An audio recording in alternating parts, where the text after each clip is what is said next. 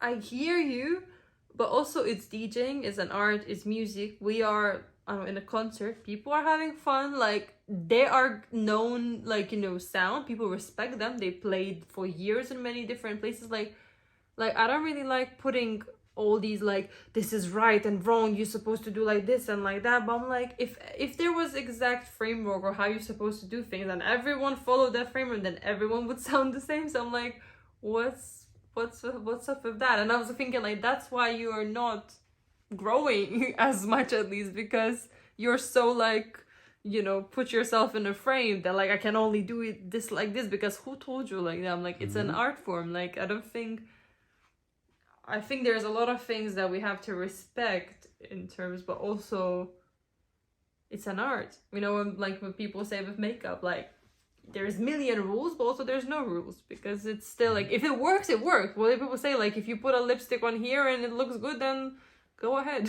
But lipstick normally is for lips. Like, you know, if you can use it as a blush or you can use it as eyeshadow and it looks good and it works and it stays, then it works. That's it. Like, so I feel like sometimes that's the mind, innit? Sometimes, you know, like some people with art, innit? I feel like when you do art, some people overthink, innit? And you know, sometimes when you overthink, for me personally, I try to not overthink, because can't just, you know, you can't keep telling people, no, I don't do that, I only do this, I only do this, I only do this, and then kind of wait that, you know, the right events will come to you. I hear you. So I think when you're already famous and, you know, when you have a name and okay, you can afford to say, nah, yeah, I'm and just you doing can be this a to be more picky. specialist, and you can do like 1 gig a month, but that's like a well-paid gig, Yeah, a big one. or I you understand. can just try to work as much as you can, as most of us are doing, and, you know, like make a couple of quids, a couple of hundred of quids a day, but then you do need to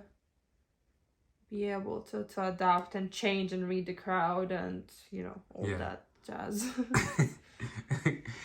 Yeah, because like I said earlier, obviously radio is I think it's still very important. Obviously not as important as it used to be back in the days, isn't it? But I think radio is still important. And once again, like over the years, I've seen so many different DJs, you know, like do their thing, and then obviously they start, you know, and then they get offered a radio job, and then they do that as well. And I've seen a lot of, you know, successful DJs, you know, work within radio, you know, like especially in the UK. So I thought, and I could imagine you like working for like BBC, One Extra, or one of them ones, definitely. English, well, a million percent, you know.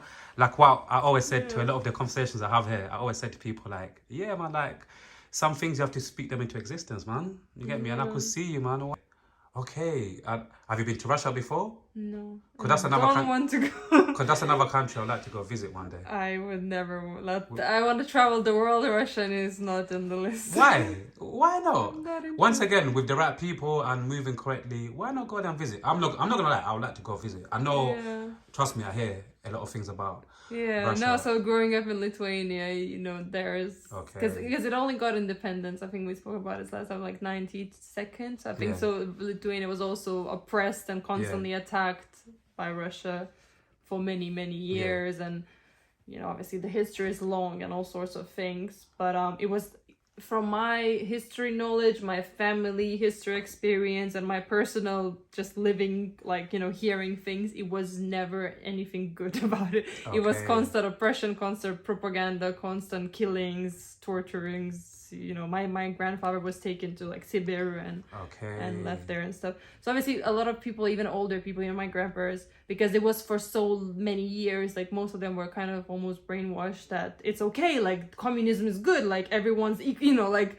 so some of them thought like, oh, it was good for us because, you know, they took care of us. But then for more like educated people, maybe creatives, and, you know, people in general that think a bit openly, you can see that forcing, you know, everyone to stay in it's never so would you say like you see what's happening obviously with Russia and Ukraine, was that kind of like the same thing that basically happened with your country and Russia at the time as well?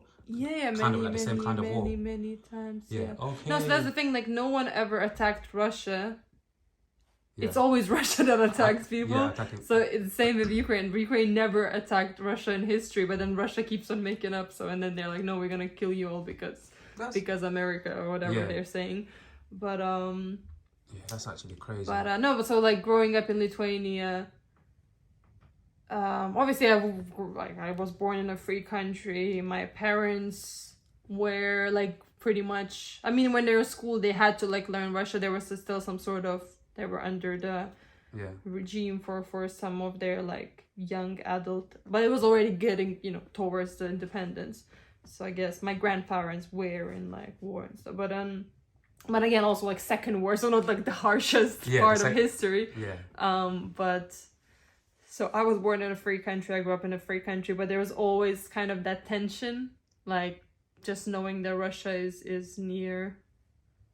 And yeah, now it's same big big tension that's been, you know, what if one day, and there's threats and things, and you know, it's insane what's happening. Like I really couldn't grasp probably a year ago, or like when Ukraine started now with Palestine, also like other places, is I couldn't honestly grasp that this can be happening right now. Like it's wild. Yeah, it's pretty wild. That's why I think women should really run the world, because it's only I've heard that. To be fair, me as a man, I would actually, you know, I would openly say on camera, I feel like it's about time we give women a go to run the world. Like it's about time we give women a men that decide to like the violence ego. and killing millions of people, or like ethnically cleaning a group of people is the solution. I'm like, is it really? There's nothing else that can be done to solve the problems. It's more like no, like there's always have to be war and all of these things. Like one day, would you like to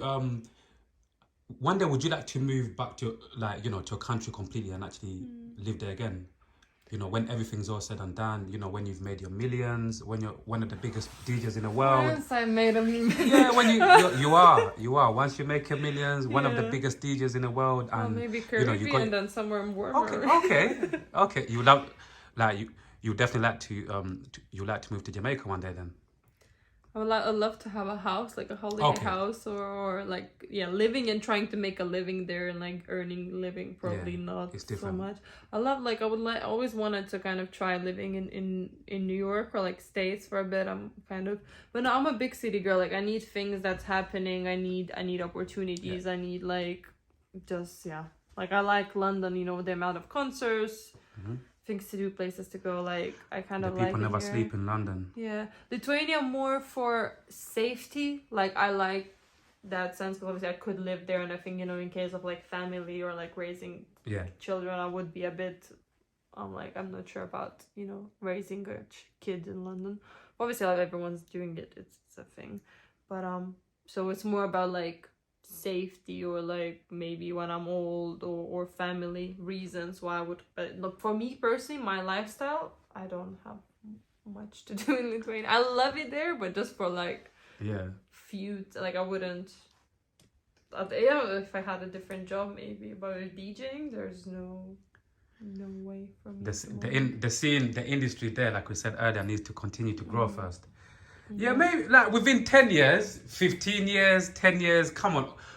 Surely it's going to grow to a point. It'll grow. It'll continue to grow, hopefully. Yeah, maybe my parents will need me. Then I'll have to. But...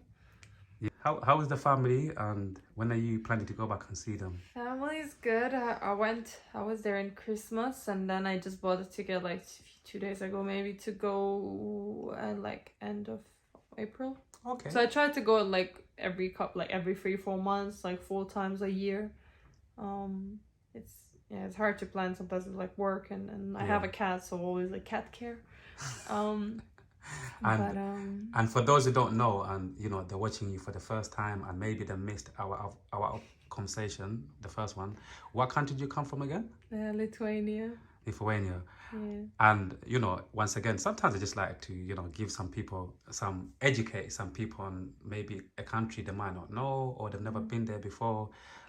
Tell us a quick fun fact about Lithuania, about your country, because I'm definitely going to visit, by the way, one day. I'm definitely going to visit. Fun fact. Yeah, tell us a fun fact. We don't have a curse words in our language. Fuck off. I like that. Fuck off. You guys don't have... What do you mean you guys don't have cuss words? That's to say a fun fact. Well, we normally use like Polish or maybe Russian. Like the bad words in Lithuania in Lithuanian language is like frogs will fall on your head from the sky, like that kind of thing. You know, it's like black pepper, like it's like it's not an actual bad word, like it's funny because it's like put on an umbrella because like frog will fall on your, like that kind of. So you guys don't have swear words? Fun fact. Yeah, we don't have